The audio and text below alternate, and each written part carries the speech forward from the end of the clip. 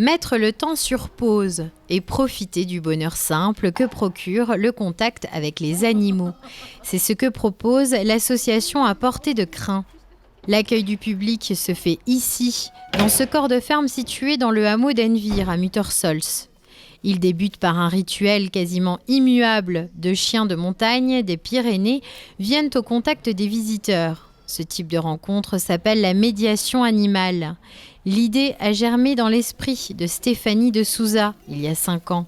La décision, il y a presque 5 ans, tout simplement pas par ambition personnelle ni vocation, parce que ça paraissait assez simple à faire et parce que ça allait vraiment bien dans l'idée qu'on se faisait, nous, du monde animal. Donc on m'a proposé d'essayer d'accueillir des polyhandicapés ici. Je ne connaissais pas vraiment ce monde-là. On m'a simplement dit, est-ce que tu es capable de le faire? Voilà. On a essayé, ça marche. Comme je voulais continuer, proposer tout ça à d'autres structures, il fallait quand même quelque chose d'un petit peu plus fondamental pour moi au niveau de la formation. Donc je suis partie en formation professionnelle à l'Institut de zoothérapie Agathia. Ce moment de complicité avec le monde animal se déroule en plusieurs étapes. Repérage des lieux, soins au poney, petit parcours ludique, atelier nourrissage et moment de câlinerie.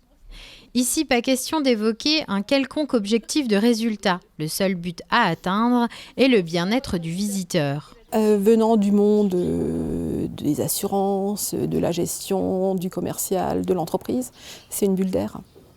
C'est une grande bulle d'air. On ne compte pas, il n'y a pas de grille de résultats, même si on évalue des progrès. L'objectif premier, c'est le bien-être.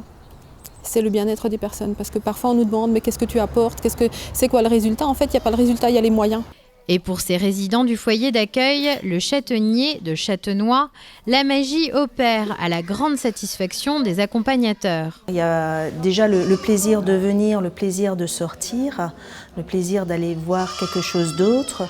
Après, au niveau de l'évolution auprès de l'animal, il peut y avoir au début des craintes qui vont s'estomper avec le temps. Au début, ça va être je touche l'animal, je touche pas l'animal.